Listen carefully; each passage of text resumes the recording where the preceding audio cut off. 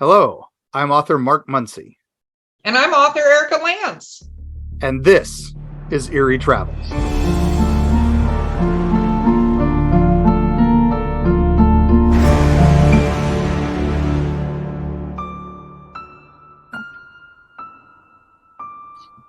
Greetings, travelers. Greetings, travelers. Yes, Nightmare November continues. Nightmare November. I'm gonna get that down very projected at some point. Nightmare November. I am loving it, and it is the day after Thanksgiving here in the States, or as everybody else called it, Thursday.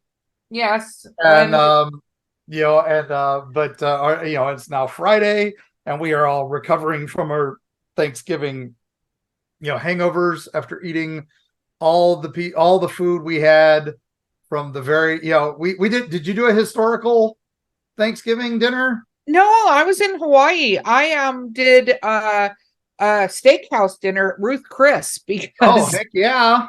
I don't know. I have to say honestly, I don't get into, I know listeners, don't send me hate mail. I do not get into sometimes really big family get-togethers and stuff because I feel like it becomes more work than it's necessarily fun. Right. Yeah, and that and then for me, it's everybody's always like, oh, you're the historical guy, so of course you have to do a proper historical Thanksgiving, and so you should have cranberry relish and pumpkin pie and turkey and all that. And I'm like, wait a minute, that's not Thanksgiving. And I was like, no, that's totally Thanksgiving. I'm like, no. And they go, well, that's what the Puritans ate, right, up at Plymouth Rock and all that. And I'm like, wait, what? That's not the first Thanksgiving. Oh yeah, no, that's the first Thanksgiving. I'm like, no, that's the historically, that's the Hollywood first Thanksgiving. I love that people can get together for a holiday, but I don't even want to go down the path of how many things are wrong with the celebration of this particular holiday. Well, and then the other problem is it's the big debate is that the first Thanksgiving? Well, because I don't think you think it is, and I feel like even though I wasn't buckled up yet, that we're going to go in the way back machine, aren't we? Yeah, we're going to go in the way back machine, and we're going to talk about, is it the first Thanksgiving? Because we've got to go 50 years earlier, even more than the Pilgrims ever even considered coming to Plymouth Rock. Oh, wow. Right? And we are, of course, going to our favorite place, La Florida, right? Oh, that's a stretch. I'm buckled into this way back machine, but I don't know that that's my favorite place, but let's do it. So we're going to Florida. So in recent years, it has become a thing that the real first Thanksgiving was not in Plymouth, which your boy Susie Azard liked to say, came from Plymouth and landed in Plymouth. What were the odds?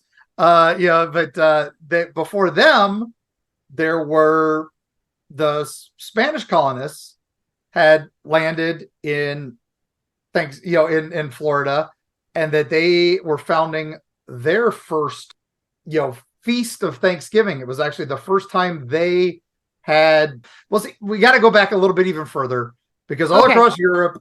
You know what, Mark? I'm going to need you to take a breath. So wherever we're going in the way back machine, the ride's getting bumpy. I'm just letting you know. I'm bumpy in this ride. Where are we going? We got to go a little further back, right? Okay. In Europe, it was customary to give thanks to God after a yearly harvest or other important events, right? It wasn't always just in the fall. Thanksgiving was kind of whenever. It was usually a feast day. They would do so, and every saint had a feast day, and everybody, it was an excuse to have a party, right? In the Americas, we've kind of got 1492, Christopher Columbus coming across in the Pinta. One of the captain of the Pinta, Martin Alonso, he falls on his knees, and he's like, we've found land, thanks to God. Okay. And and they all go Gloria in Excelsis Deo. It's this September 25th, 1492. But they didn't find land. They actually found a cloud, and they didn't reach land for a couple weeks later. So, but that was their first Thanksgiving. Oh my gosh. Okay, whoever called "We got land" needs to be fired from their job. He was the captain of the boat, so it's not like you can fire him. And I guess you can't fire them, but I feel like he should have been fired. That's what I feel like. Then we basically go to 1513, so a little bit later, and one of our famous conquistadors, Ponce de Leon, and he comes to the east coast of Florida, and he has, thanks be to thee, O Lord, who has permitted me to see something new. It's from the Spanish there. And a lot of other conquistadors use that line later, because every time they would come to Florida, because it's like, hey, thanks for letting me see something new. Now, they have a feast day, right? So the Spanish arrive, and this isn't in November, this is in June. Okay. They have this, August. August 28th, 1565, another conquistador shows up, and that is Pedro Menendez de Aviles, which I can never pronounce his last name. And he shows up in the area of St. Augustine, right? Which he names it because it's the day they first spot land is the feast day of St. Augustine so that's why they name it St. Augustine. Now, when they anchor, they kind of reconnoiter, and they realize the French are already here. And so they have a couple skirmishes with. And then on September 6th, they come back near the Timucuan tribes had a little town there called Saloy. Right now, that's about where the Fountain of Youth Archaeological Park is in St. Augustine. So that'll be our first travel destination. Ooh, I like that. And the Spanish decide, hey, this is a nice town. Let's take it over. And they fortify it as their base of operations, right? Yes. So on September 8th, they have a feast for the Nativity of the Blessed Virgin Mary. And he's going to have a formal proceeding because all the fleet is arriving. So all the Spanish are coming in. Okay. Now, this is all well documented because this is a big event, right? So one of the local priests, Father Francisco Lopez, I'm not even going to try to pronounce the rest of his name. He lands with many banners, and there's sounds of trumpets, and then the artillery starts going off, and he brings a cross ashore. Now, normally the Spanish, when they claim land, right, they kiss the flag, put the flag in the ground in the name of King Charles, right, or whoever is their king at the time, King Philip, I believe, at this time. But anyway, this time they kiss the cross. And say praise be to God for this land, and they put the cross in the ground, and they start singing a hymn of thanksgiving. Now, as this company is all kneeling besides the cross, the Seloi, who were of the Timucuan tribe, are watching this, and they decide to take part in this by mimicking what they've seen. They're trying to make peace with the Spanish, so they go up and start kissing the cross. And so the priest, Father Francisco, thinks this is a fantastic thing, and he's going to convert the entire tribe to Christianity. So he baptizes them all, and then they have a big feast. Now, so that would technically be the first Thanksgiving, right? Yeah. No, absolutely. So what did they eat? That is the question. So the crew would have been feasting on what was leftover supplies. Probably would have been hardtack ship biscuits, wine, and then their stew that they used to cook all the time, which is basically salted pork, garbanzo beans, and garlic. Interesting. So there's your historically accurate first Thanksgiving feast. Now, yeah, I think I'm just going to say that I think I had a better Thanksgiving than that. Now the Seloi brought local food because they saw this was a big feast, so they brought their stuff. So they brought food that they had caught. because they were not big farmers, although they did have some maize. They did bring the stuff they caught, which would have been clams, oysters, probably some turkey, maybe a bear, because there were bears in the area. But what the one priest commented on was the spiced lizard that they brought as a delicacy. And we realized it was giant lizards they were talking about. So they were talking about alligator. So if you want a real historically accurate first Thanksgiving, get yourself some spiced alligator and maybe some bear and wash it down with some Spanish wine. Wow. No, I don't want that. Okay. Yeah, I'm good. And then, of course, the Spanish gave them the gift of all the European diseases, which start wiping out the tribe. But they also gained some medicine, which is why they were able to actually survive a little longer than some of the other tribes that the Spanish came into contact with. Conquest with is probably a more appropriate term. Yeah. But now that's been considered now the first Thanksgiving. And the people up near Plymouth Rock call the few historians that have given this now the new first Thanksgiving, they call the two guys who figured this out the Grinch who stole Thanksgiving. Oh my God, I love that. Yeah. But we don't think that's actually the first Thanksgiving. Wow.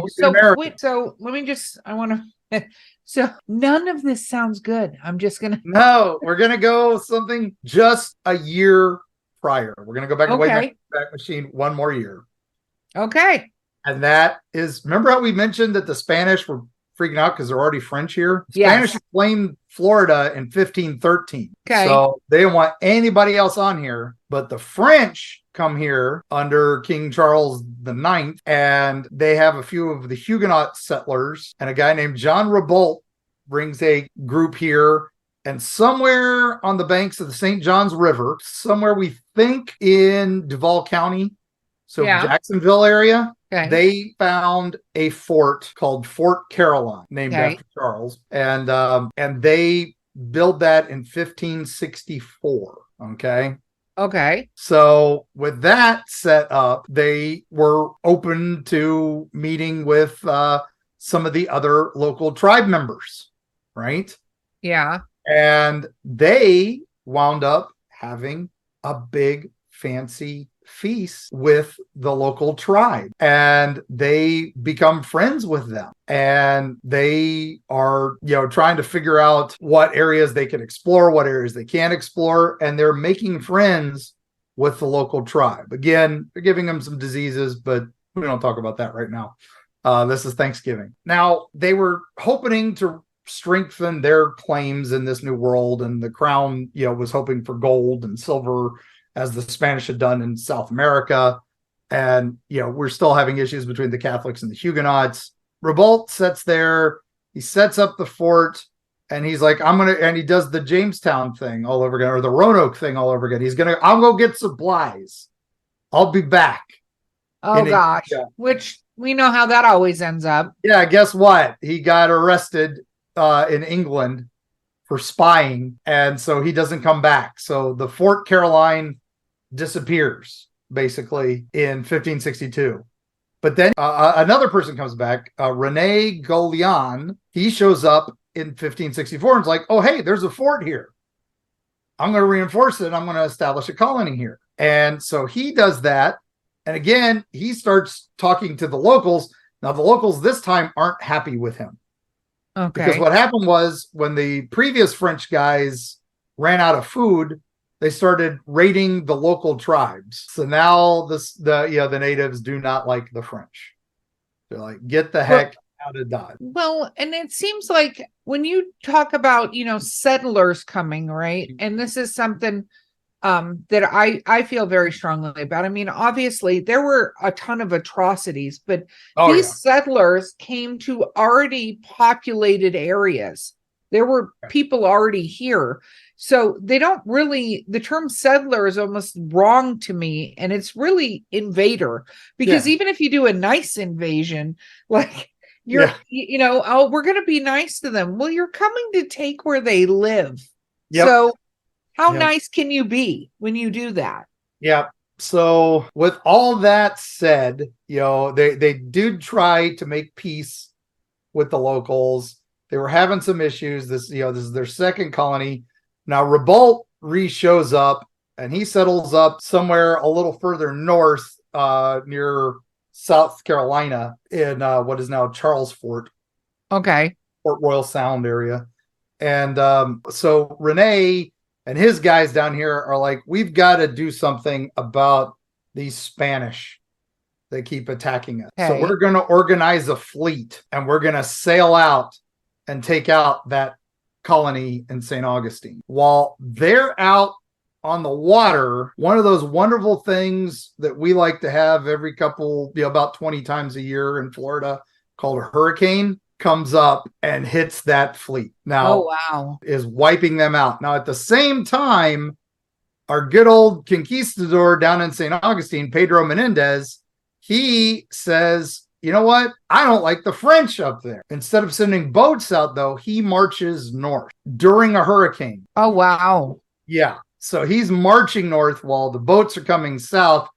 This should have been a crazy 2 battles, but instead the hurricane comes in and decides this battle for everybody. It's pretty crazy, the leftovers, because basically the French fleet is wiped out. Well, you know what I think we should do? I think we should take a break and come right back. And then we'll get to the Thanksgiving ghosts. Good call. Yes.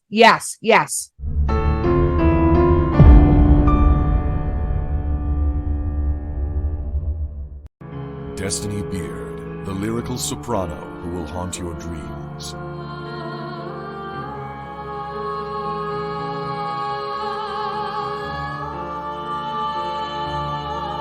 With her alluring melodies and intricate harmonies, this dark siren of wistful song shall capture your soul and lead you into the night. Check out Destiny's new single, The Haunting Is Over, with international musicians Sam Haines and Gary Bennett, as well as her other musical works at destinybeard.com.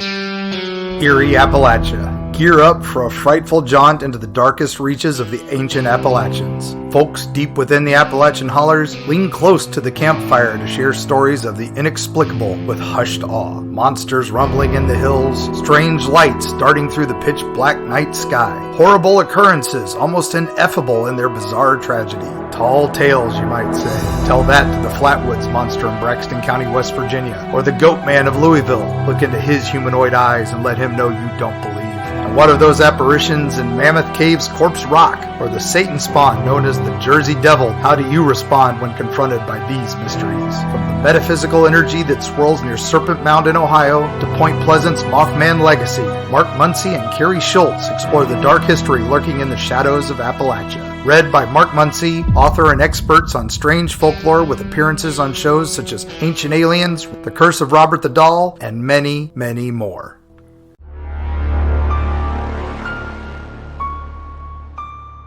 We're back. I feel like we left it with a dun dun dun. The hurricane is coming. So Ribault's on his way to St. Augustine, 200 sailors, 400 soldiers, all the best from Fort Caroline. And at dawn the next day, he comes upon Menendez passing this like sandbar, and which is his men and his artillery from his boat, the San Salvador, which he had sailed up. Right, and then he was going to march forward. And the French tried to capture him, and they got pretty close, but he got away. And then that's when the storm hits. That's when the hurricane hits. And the natives declared it to be the worst they'd ever seen in their history. So this is a pretty bad hurricane. So Menendez realizes this is it. I'm attacking that fort. So he marches and attacks the fort. Now he has an advantage because the fort is already weakened because the garrison's gone, right? The other boats can't get back up because they're stuck against the wind. And he got close, and he did this pretty cool thing where he sounded a trumpet to summon them to surrender. And it was basically, he said, if you do not come out and surrender, you're all going to die. So they did. They surrendered to him. And so when he comes out, he's like, all right, this is this is it. You guys convert to Catholicism from your Huguenot and we'll let you live. Okay. Guess what the French did? What? They didn't convert. They're like, so what are you going to do with us? Send us back to Europe? Nope. So he has all his men pull out their swords and massacre every single one of them. Oh my gosh, really? No one knows exactly how many, but it is a lot, right? Oh, I don't love that. And they basically, there's a small skirmish, but the Spanish just, took them all, right? And there's this one artist, Jacques Lemoyne, he was wounded in a battle with the Timucua. So he heard all the noise and heard all the slaughter. And so he is documenting all this, right? And he escapes by running into the woods, but he's the one why we know what happened, right? With the fort, won, right? Yeah. Menendez is like, well, now we got all these boats that are coming back up. I've got to take care of them because that's all those soldiers and all those men, the ones that survived the hurricane, are going to be coming back. So he goes back to that sandbar. And when he gets there, some of the men have washed ashore and are coming ashore. And he gives them the same exact thing. Says, all right, surrender and convert to Catholicism. And they all go, no. And so he literally beheads all of them. What? And a lot of history says this is the one time it happens.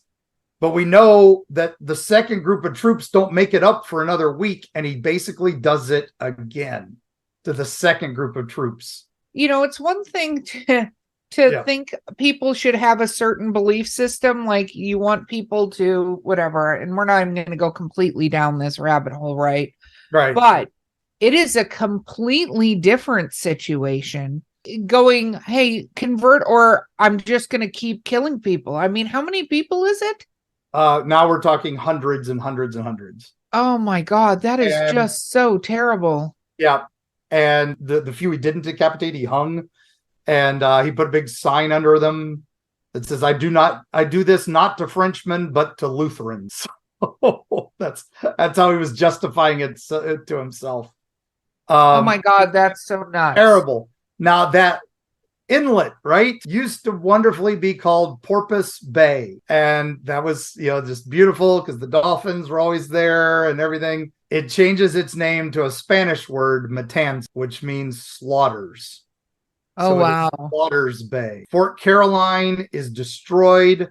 We don't even really know where it is. That's why the Spanish left no mention of it whatsoever they could find.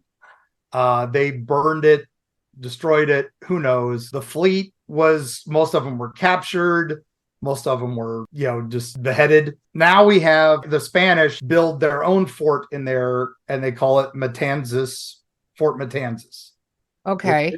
Fort you can go visit. So when you go to St. Augustine, just got to drive a little further north, you can go visit Fort Matanzas. Matanzas. Okay. Now, the natives who had been particularly friendly with the French were not happy with the Spanish and the cruelty of Menendez.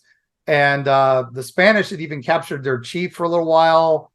And so they were just not happy with them. Menendez, though, goes back to Cuba for relief because he needs help. He's now outnumbered by the natives. And the few people who had made it back to France exaggerated all the atrocities, supposedly. But that's still some pretty crazy atrocities, right? Yeah. And so, but they exaggerated, saying thousands had died and, and all this, and that the water was just solid red with blood and all that. Well, that part probably is not inaccurate because it's inaccurate, but much. Not that the whole river turned red. It's so that is why the French declare war on Spanish again at this time. They were already at war, but this was, the motivational. So that all happens. Now, because of all this, right, we're now going to talk ghost stories because we already know St. Augustine is filled with ghost stories, right? You've got the Castillo. They built the Castillo de San Marco there to protect themselves from the natives. They were also protecting themselves from the French who were coming back. They were protecting themselves from pirates, which were starting to become a serious problem. And the whole town basically becomes a walled city to protect themselves from all this. Yes. And as all this is going on, of course, we now have the start of the ghost stories. because this is, there are literally thousands of deaths. Now, Matanzas Bay probably has one of the most scary ghost stories I've ever heard. Ooh, I like a ghost story. I know Tell you me do. about it. So this was told to me while we were researching one of our first books. And this guy was a fisherman. He liked to go out all the time. And one of his favorite places to fish is Matanzas Bay. A lot of clams, a lot of oysters, which brings in a lot of fish to eat the clams and oysters and all that. So he was out on the water, and it's late at night. He and his wife have had a long day of fishing, a pretty successful day. They were even thinking about coming home early because they were nearing their limit, right? They were nearing their non-commercial limit. And so they were just going to spend one more night because it was the full moon. Of course, it's the full moon. You got to spend the night on the water in the full moon. And while they're camping out, they see the moon turns red. Now, this is not a blood moon rising or anything like this. This is literally late at night. Somehow the moon is turning red, like probably going through some sort of eclipse of some sort, probably, but not a full eclipse, but just enough to change the color. But because of that, it's changing the water color around them. So the water is reflecting red now, and it's looking bloody. Wait, but that's not a moon thing, right? The moon can do that. It's just okay. Not. That's what he's justifying this to himself, right? That's got to be what's going on. And he's getting this weird chill. Now, this is Florida, and this is June. You don't get chills on the water in Florida in June. Not in this you area. Get chills on the water anytime in Florida. Right. But yeah, especially, yes, agreed. Yeah. So he goes out and he's looking out over the water, and his wife screams and runs into her cabin and says, "Get us the hell out of here. Get us the hell out of here. Get us the hell out of here." He's like, well, wonder what's going on.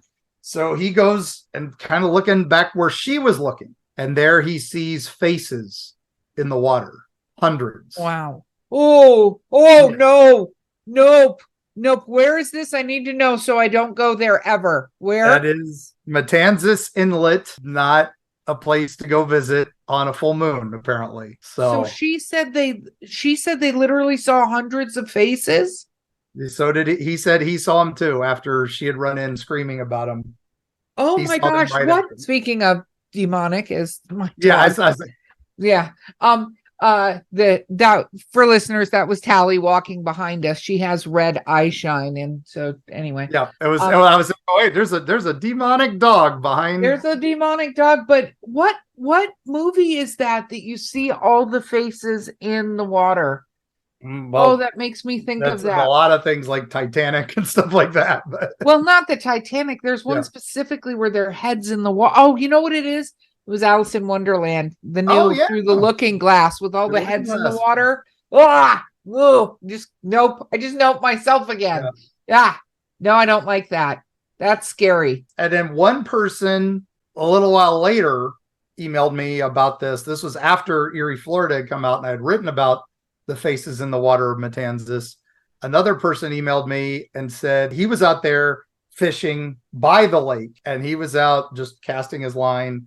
And he heard a voice in Spanish tell him, "I do this not as to Spaniards, but to traitors, robbers, and murderers." But he said he heard it in a French accent.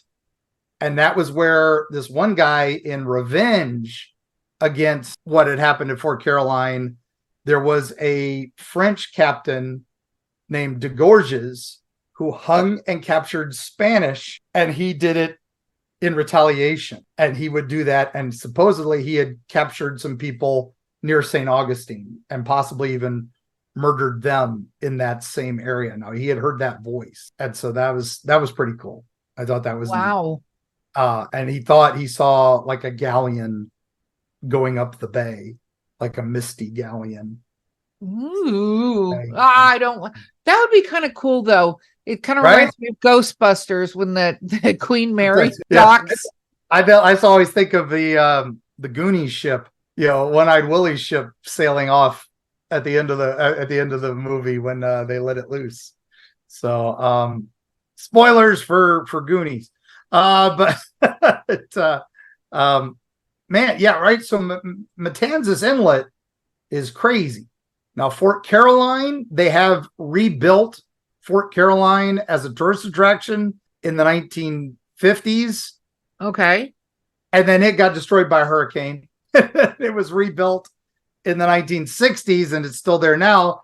But we don't know if that's actually where Fort Caroline was.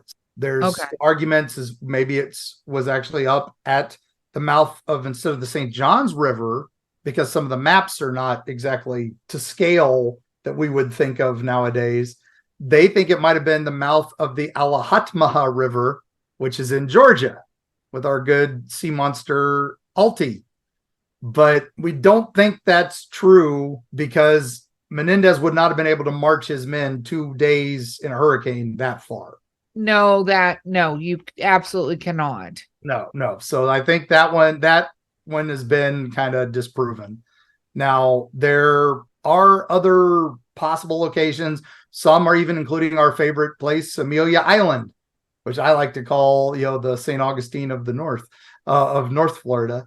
It possibly had some forts there, but that island has been claimed by pirates and Spanish and French and America and all that. So if there was any fort there, it probably got destroyed over and over again. Yeah. But with all that just tells us that the story of the first Thanksgiving is not what we expected, right? No, not at all. Now, as for Thanksgiving itself, right?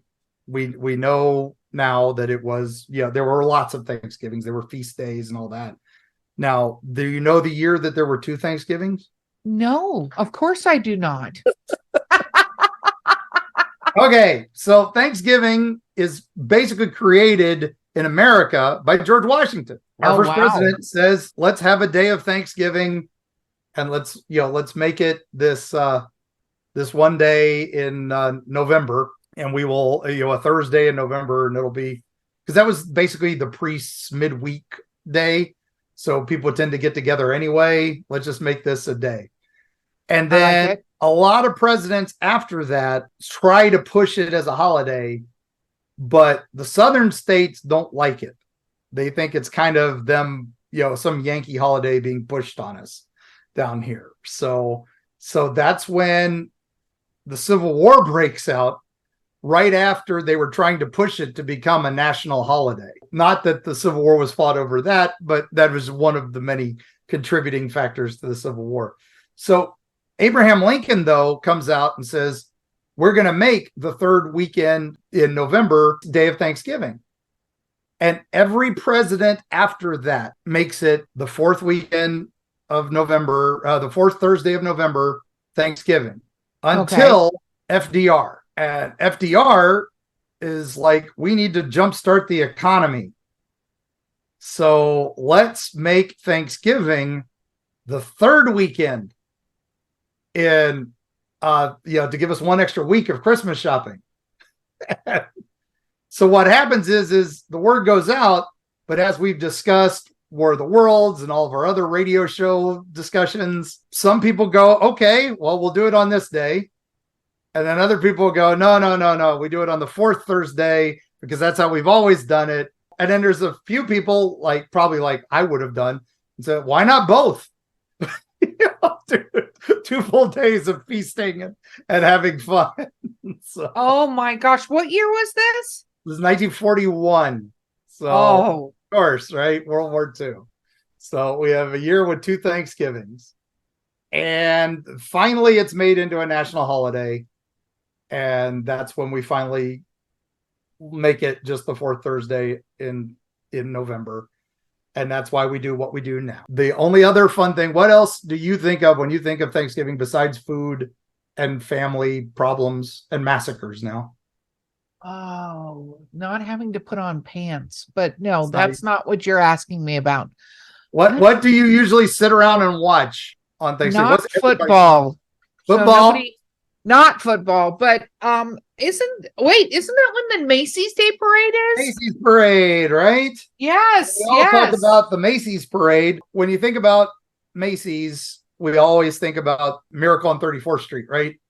No, that's not what I think about. I always think about the floats, and I have to say one of my favorite things was when Rick asked and Rick rolled the entire Macy's parade. That's what I think about. Yes. Well, we know of it as the Macy's Thanksgiving parade. It was actually the Macy's Christmas parade. Because it was the kickoff of the Christmas shopping. Oh, I didn't know. Because it wasn't first. If you watch Miracle on 34th Street, who was Macy's arch rival at the time? Gimbel's. Oh, yeah.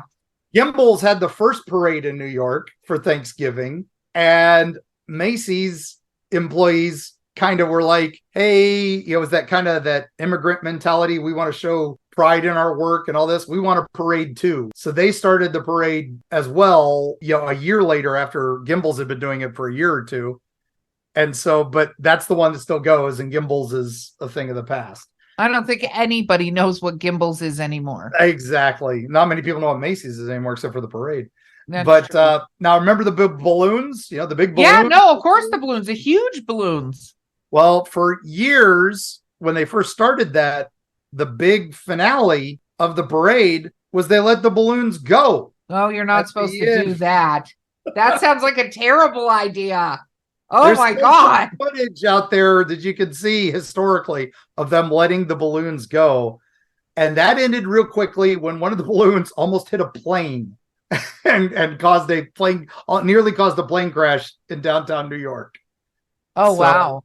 That's why that stopped. They figured the balloons would stay aloft for 3 or 4 days, and most of them did, but this one went straight for a plane and almost took it out. So that ended the practice of letting the balloons go. Wow, no, I anybody who says, it's a good idea, I'm going to let these balloons go, I would be like, no, that's a terrible plan. That is an absolutely terrible plan. No, never let your balloons go, because environmental damage alone is. Oh gosh. Yeah, no. And this is a reminder, listeners, some people do this for like gender reveals and stuff. Do not let plastic and mylar balloons go up in the air. You might think, oh, I'm sending a memory. No, what you're doing is polluting the environment. That's what you're doing. That one beluga whale just washed ashore with one of those star balloons inside its stomach. That's what killed it. So please, no, release those. No, if you want to release something, release paper lanterns. Yeah, that but can even decompose. then, make sure it's biodegradable paper. Yeah, you're not even supposed to release those. So anything like that, if you want to release a memory, just burn some smoke. That's all you. You know what I realized, Mark? What? With all this talk of Thanksgiving, I think I realized something me and you are both very thankful for this year. What is that? That we were able to create this podcast, be a part of the podcast, but our amazing listener audience. Yes. And your letters and your words of encouragement, even the words of discouragement, at least we know it's constructive criticism for the most part. And we're thankful for all the people who've been involved with the podcast. My lovely wife, Carrie. And we love that Callie, our first producer, helped so long. We're thankful to Beau, our new producer. Yay, Beau. And all of our amazing guests. Yes. Oh my gosh, so many people have reached out, and we are going to have so many more guests in the coming over the holidays here, gang. We're not going anywhere anytime soon. Oh my gosh, we are exploding. Thanks to our wonderful, wonderful sponsors who've already stepped up in our first year of a podcast and doing all this good for us. And we're thank you for letting us make more content for everybody. This has been a dream, man. This has been crazy. So it has been. And we just want to say, and for everybody who comes out to events to see us, we have a bunch of events coming up in the not too distant future. And we have an absolute ton for 2024, way more than we thought. We're like, oh, we'll take it easy. That's not happening.